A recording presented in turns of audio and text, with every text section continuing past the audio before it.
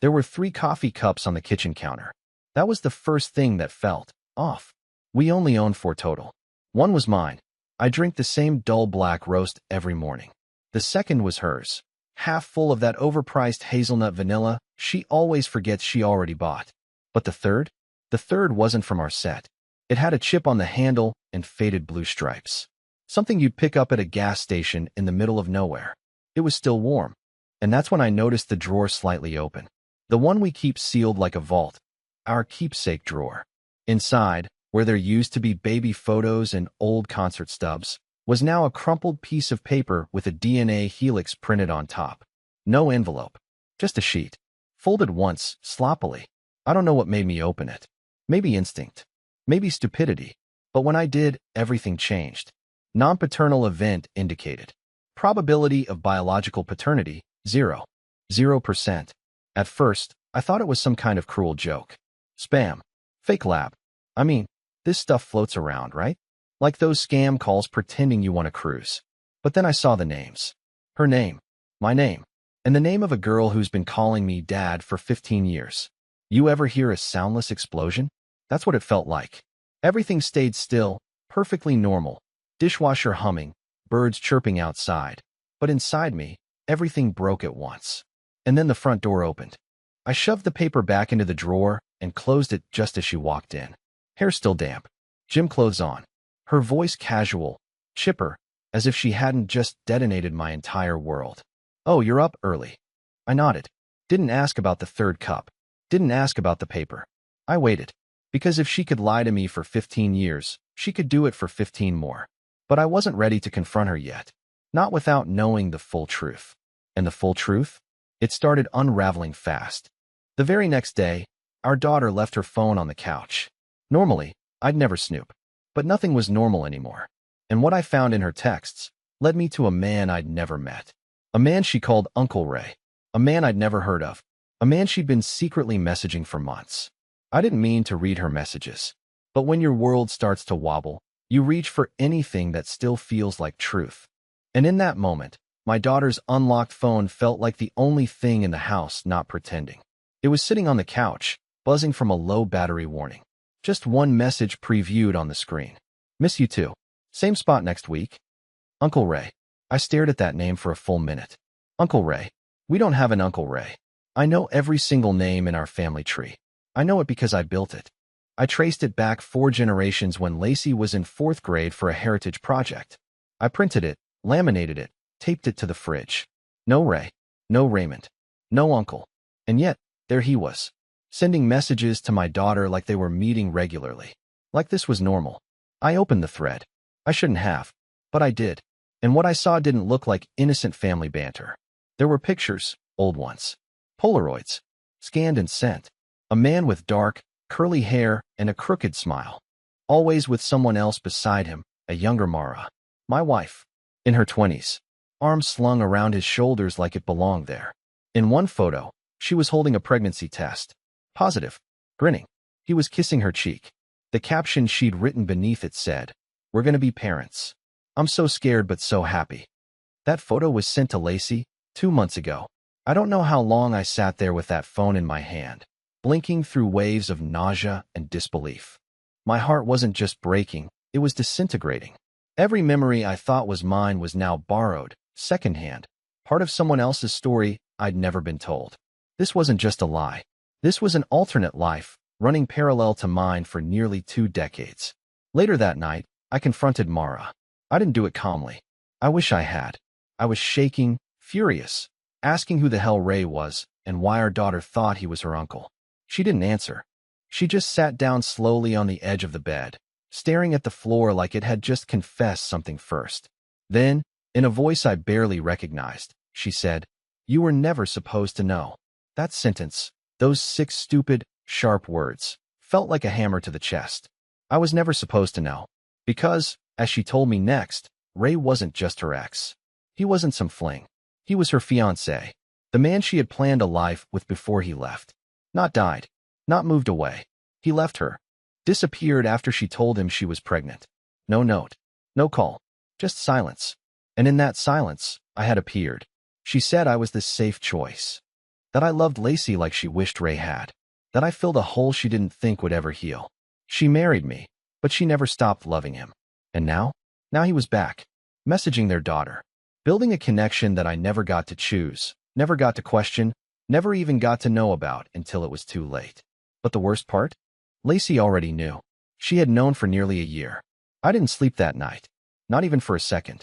Mara had gone silent after her half-confession, just curled up on the far side of the bed, facing the wall, like the truth was too ugly to look at now that it had claws. I couldn't bear to share a room with her, so I ended up in the garage. It was cold, it smelled like old paint, and I sat there in the driver's seat of my car with the engine off, just staring through the windshield into nothing. I was trying to figure out when exactly I became the backup plan in my own life. That's when I heard the door creak open. Soft footsteps. Lacey. She didn't say anything right away. Just stood there in the dark, wrapped in a hoodie 3 sizes too big, hugging herself like the air had turned to glass, and she didn't want to break it. I didn't look at her. I couldn't. My mind was spiraling in 100 directions, and every one of them ended in the same word. Why? Why didn't she tell me? Why the secrecy? Why the lies? She sat down on the dusty folding chair next to the shelf of holiday decorations. I could feel her staring at me, but I didn't budge. Not until she said something that caught me completely off guard. Dad, I found the box 2 summers ago. I didn't mean to. It was behind the water heater. At first, I had no idea what she was talking about. My mouth opened, but nothing came out. I just turned and looked at her, finally, and saw something in her face I hadn't seen in a long time. Shame. Genuine, gut-punch shame. She said she had been looking for an old bike pump. Opened the cabinet in the back corner of the garage, the one no one ever touches because it's blocked by the heater and half covered in cobwebs, and there it was. A beat-up shoebox wrapped in duct tape. Inside were letters. Hundreds of them. All from Ray. Stacked neatly in order, postmarked across years I thought we'd been happy. All written to her. Some from before she was born. Some after. Some marked, returned to sender, unopened.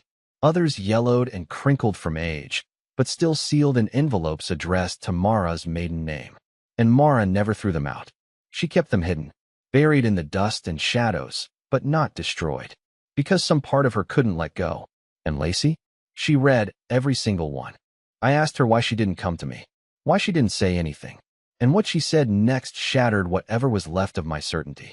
Because I thought you already knew. I thought you were just pretending, like she was. And I didn't want to be the one to say it out loud. That did something to me, twisted me up from the inside. My own daughter believed her entire life was a lie we were all quietly playing along with, like some warped family theater where the truth was just too impolite to mention. I asked if she had been talking to Ray behind my back. She nodded, slowly, said he found her through one of those ancestry sites after she uploaded her DNA. Said he told her everything, that he'd changed, that he wanted to make up for the time he lost. And here's the real kicker. He told her he left not because he didn't want her, but because Mara told him not to come back. That was the moment I stopped being confused and started getting angry. Not the kind of angry you yell about. The kind that coils in your spine and makes every word taste like copper. Because for 17 years, I believed I was Plan A. But I wasn't. I was the cover-up. And now, the lie had grown legs. It was walking around in our house, eating our food, calling me Dad, with a voice full of guilt and confusion and half-buried truths. And still, there was something missing. A detail that didn't sit right. Something in the way Mara had said, "You were never supposed to know." Like she wasn't just scared of the truth itself, but of something else. The box was heavier than I expected. Not in weight, just in presence. Like it had been holding its breath for years and was finally exhaling the second I touched it. It was still right where Lacey said she found it, wedged behind the water heater and a stack of broken garden lights we never got around to throwing out. The cardboard was soft with time, the duct tape cracking at the edges like it had grown tired of sealing someone else's secrets. I didn't bring it inside. I sat on the garage floor like some desperate archaeologist digging through ruins I thought I built myself. Inside, the letters were neatly bundled with twine. Yellowed pages, fading ink. A few envelopes were smudged from what looked like water damage, maybe tears. Some weren't even sealed anymore.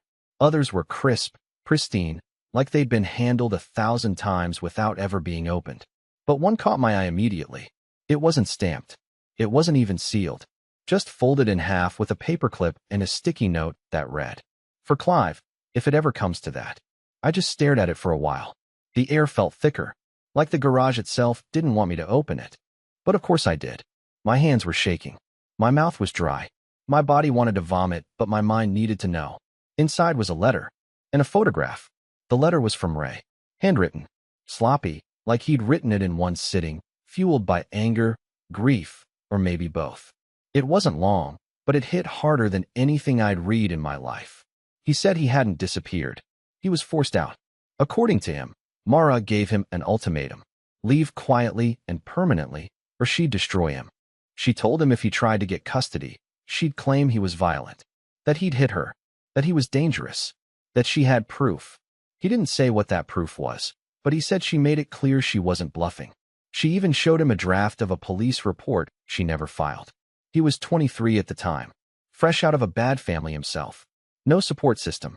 He said he panicked, that he believed her, that he didn't have the money, the strength, or the legal firepower to fight her and win.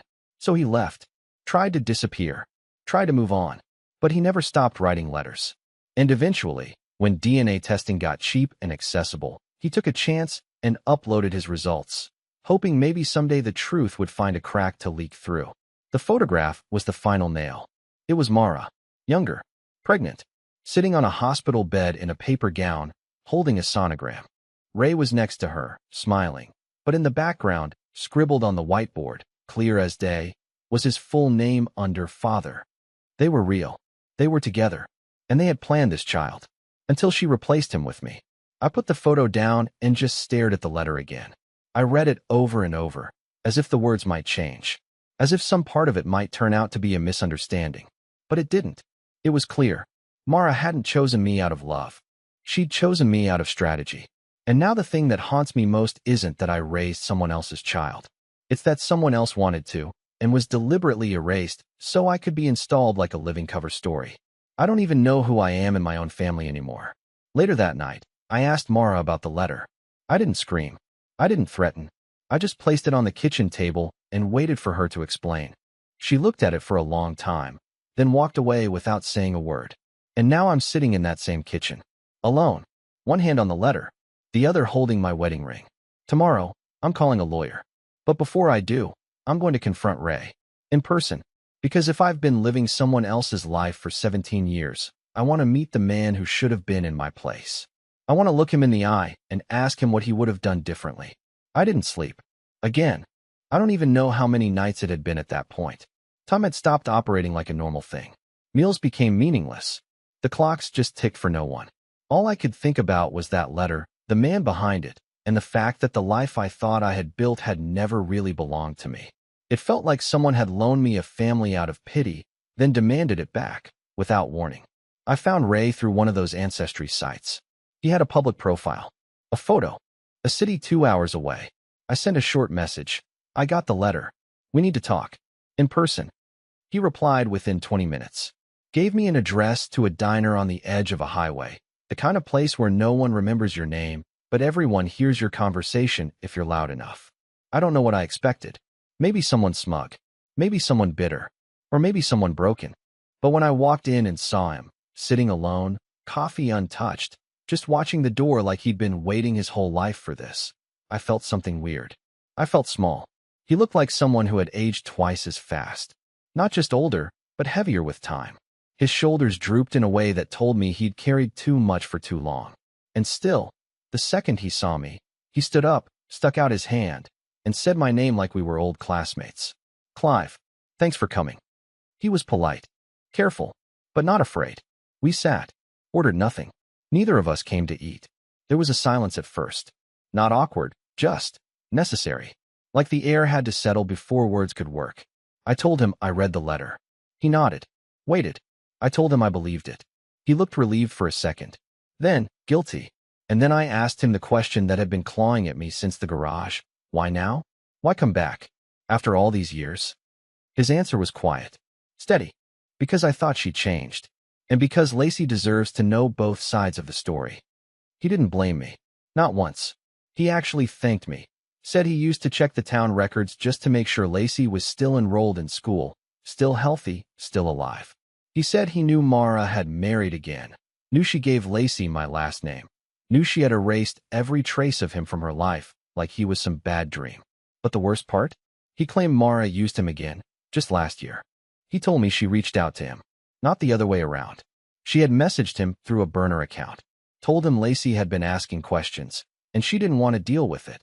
She offered him a deal: reconnect with Lacey under the lie that he had just found her, act surprised, keep it quiet. She even gave him photos to prove he was who he said he was. I asked why he agreed. He didn't even hesitate, because I thought maybe this time she wanted to do right by her. And maybe, if I played along, I could finally be part of her life. That shook me, because that meant Mara hadn't just lied. She had engineered both of us. She handed me the father role like it was a script, and then passed a secret backstage note to the original actor when she got bored with the play. Ray looked me in the eye and said something I'll never forget. You were the better man. But she never wanted a better man. She wanted a controllable one. That line hit me like a truck. Because deep down, I'd always wondered why Mara never fought with me like other couples fought. Why she never seemed passionate or angry or vulnerable. She kept everything neat, curated. But now I saw it. It wasn't peace. It was control. And I was just another piece of furniture in her tidy little exhibit of what life was supposed to look like. And here was Ray, the chaos she buried. The one part of herself she couldn't tame, so she removed it. Not out of fear, out of spite. We talked for over an hour. He gave me copies of messages Mara had sent him. Proof. Timelines. Even the name of the lawyer she threatened him with back then, someone I now recognized as her cousin's husband. Everything clicked. Everything fell apart. The truth wasn't just painful, it was methodical. Engineered. And the worst part? Ray told me he'd backed off again. Said Lacey had stopped replying to his messages after I found out. He looked genuinely hurt by it. Said he thought maybe she blamed him again. But I told him the truth. That she didn't blame him. That she just didn't know what to feel anymore. That none of us did. When I got home, Mara was gone. No note. No call. Just an empty closet. And one email, sent 3 hours earlier, titled, "I'm sorry I let it get this far." No body of text. Just the subject line. And suddenly, the story took a turn I didn't expect. Because I wasn't the only one she had lied to recently. I didn't report her missing. Not right away. I don't know what that says about me. Maybe it's guilt. Maybe it's cowardice. Or maybe, on some level, I knew she wasn't missing at all. Mara didn't do chaos. She didn't do breakdowns or melodrama. Everything she did was precise, even her exits. So when I saw that single subject line email and the hollow space where her clothes used to be, I knew it wasn't fear driving her out the door. It was strategy. Again, I was sitting at the kitchen table, staring at the ring she didn't even bother to leave behind, when my phone buzzed. Unknown number. Normally, I wouldn't have answered. But something in me said, pick it up. Now. A woman's voice, trembling but sharp. "Clive, this is Ella. I'm Mara's sister." I didn't even know she had a sister. I sat up straight, instinctively glancing at the front door as if Mara might walk through it, scolding me for answering her calls. I asked slowly, cautiously, "How did you get my number?" "I saw your name on one of Mara's medical forms. From before." "Look, I don't have time to explain everything. But please, don't report her missing. Not yet." That made my stomach turn. Not because of what she said, but how she said it. Not desperate. Not panicked. Almost practiced. Like someone who'd said it before. "What's going on?" I asked. There was a long pause on the other end. And then she said something I'll never forget. She's done this before. Changed her name.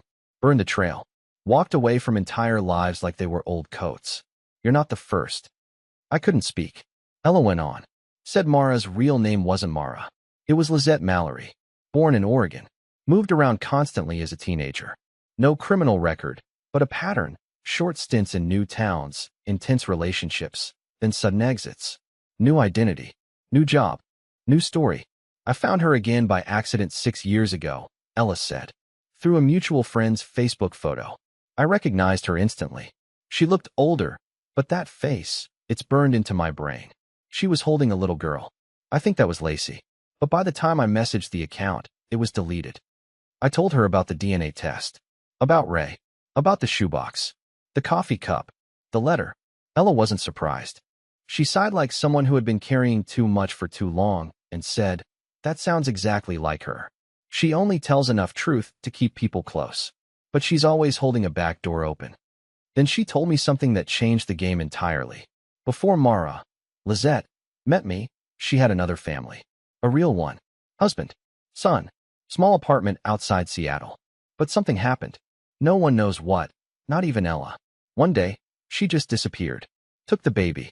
Left the man a goodbye note and vanished. There were no police reports filed. No custody case. No investigation. Because she left before anything could start. That son, his name was Caleb, and he'd be 20 now. Ella only knew about it because she received a single postcard 5 years later with no return address and a line that read, "Tell Caleb I did what I had to do. One day he'll understand." But Ella never did. And now she was calling me not just because she wanted to warn me, but because she'd gotten another message that morning. An anonymous email, no subject line, no signature. Just 3 words. "It's happening again." That was it. She believed it was from Mara. I asked her where she thought Mara would go, and she gave me a name I'd never heard before, Halston Bay, a small coastal town in Northern California. Ella said it was the only place Mara ever spoke about like it meant something. Said she went there once as a child, and that it felt like a place you could disappear into. I don't know what possessed me, but I got in my car and started driving. 8 hours straight. No bags. No plan. Just questions. Because if Mara had done this before, if she had a trail of broken families, vanished names, and discarded lives, then what we had wasn't just a betrayal. It was a pattern, and I needed to know how deep it went. Halston Bay wasn't a real town. Not in the way most people would define one. It was more like a memory someone forgot to finish. Quiet roads that led nowhere, gas stations with dust-covered bottles of soda and fridges that barely hummed. The beach was gray. Not stormy, just faded. Like even the ocean had agreed to keep its voice down out of respect for whatever people came here to disappear. The drive there had unraveled me. 8 hours of highway hypnosis, thoughts blurring into one another like fog over pavement. I kept playing the past on loop in my head. Every glance Mara had ever given me, every soft, "I love you," every quiet morning, and wondering which parts were real and which were rehearsed. It was like watching my own memories through a two-way mirror, and I was no longer sure which side I was on. I pulled into a roadside motel around noon the next day. It was the kind of place that smelled like wet wood and old TV static. 2 stories, 10 rooms, maybe less. The parking lot was cracked and curling at the edges. A handwritten sign on the front door said, "Ring bell for service." I rang. A man eventually shuffled in from a back office, probably in his 60s, wearing a grease-stained t-shirt with the name Walt stitched above the pocket. His eyes were tired, but sharp. He looked at me like he'd already sized me up before I spoke. I asked if anyone named Mara, or Lizette, had checked in over the past few days. He shook his head no. I started to explain. He cut me off. "Don't need the name," he said. "I know who you're talking about." That made my skin go cold.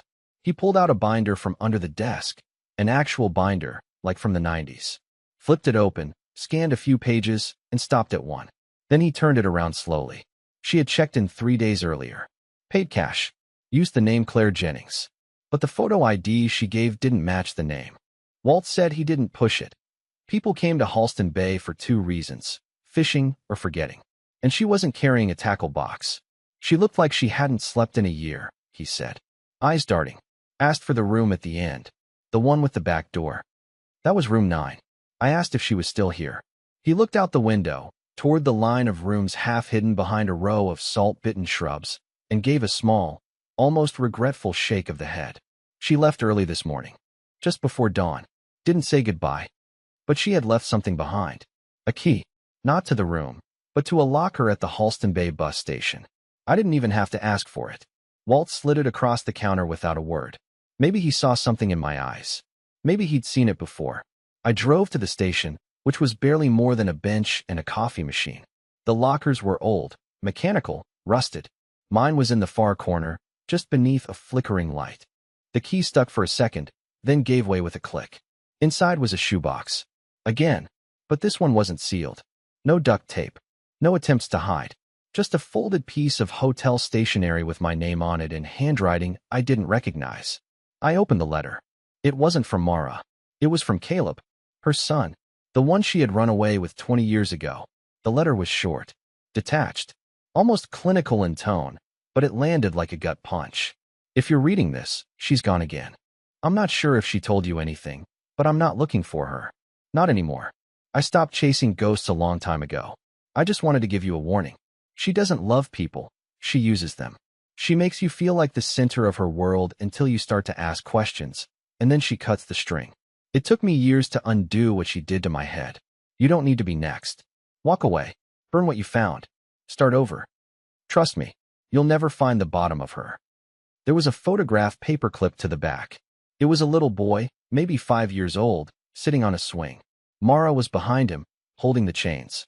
Her hair was different, shorter, redder, but the smile was the same. Warm, alive, completely fake. I sat there for a long time, not crying, not angry, just hollow, because it wasn't just that she lied. It wasn't just that she rewrote her history. It was that she had recycled her love, reused the same words, same looks, same touches for every version of her life like a script she knew would land. And I was just another scene. By the time I got back to the motel, Walt had already rented out room 9. The bedsheets were stripped. The bathroom light was on, and the back door, just like he said, was left slightly open, swaying in the breeze. When I pulled back into the driveway, it was just after midnight. The house looked the same from the outside. Porch lights still flickering from that storm months ago, weeds curling around the steps, the faint hum of the fridge audible even from outside if you listened close enough. And yet, everything felt different. I didn't go inside right away. I just sat in the car, engine ticking as it cooled, key still in the ignition. The key to the bus station locker was in my other hand. Cold metal, still holding on. I wasn't ready to let it go. Eventually I got out and went in. Lacey was sitting at the kitchen table. She hadn't gone to bed. She didn't ask where I'd been. Didn't need to. The look on her face told me she'd pieced together more than I ever could have said out loud. Maybe she'd found another letter. Maybe she just knew, the way kids do when they grow up too fast in houses filled with secrets. I sat across from her and placed the photo of Mara and Caleb on the table. No words, just a quiet offering. A final puzzle piece she never asked for, but deserved to see. She looked at it for a long time. Her eyes didn't well up. Her hands didn't shake. She just nodded once, like something inside her had clicked into place. And then she said, "You're still my dad, you know?" That didn't change. I lost it then. Not the kind of loud, dramatic crying you see in movies, just a silent collapse. Head in hands. A release I didn't know I'd been holding in for 17 years. She came around the table and hugged me. Tight. Fierce. Like she was the one keeping me from falling apart now. We didn't talk much after that. Not that night. We didn't need to. Some wounds are too deep for words, but shallow enough to heal if someone just sits with you long enough. Over the next few weeks, the house slowly reshaped itself. Mara's things, the ones she didn't take, were boxed up. Some donated. Some tossed. I didn't burn anything. I thought about it. But fire doesn't fix the past. It only hides the ashes. Instead, I repainted the bedroom. Lacey picked the color. A soft, strange blue that shifts shades depending on the light. Calming, but never boring. She said it felt like something new. I agreed. We started a garden in the backyard. Just tomatoes at first. Then peppers. Then flowers. Lacey wanted to plant a lemon tree. I told her we didn't have the right soil. She said we'd make it work. And we are. The key to the locker? I still carry it. Not because I expect to use it again, but because it reminds me of something important, that the truth always lives somewhere, even if you have to drive 8 hours and open a rusted metal door to find it. Ray and I email sometimes. He's slow to write back, careful with his words. But he's there. And Lacey? She messages him occasionally too. On her own terms. No pressure. Just curiosity and space. 2 things she was never given before. And she's handling it better than I ever could have imagined. I still don't know if Mara is out there, spinning a new version of herself for someone else. Part of me hopes she finds peace. Another part hopes she stops before another life gets caught in her web. But mostly, I just don't think about her anymore. The house is quieter now, but it finally feels like mine. Our laughter fills the rooms again. Our mess. Our noise. Our imperfect, healing little rhythm. I'm not the man I was when this story started. I'm not the man I thought I was, either.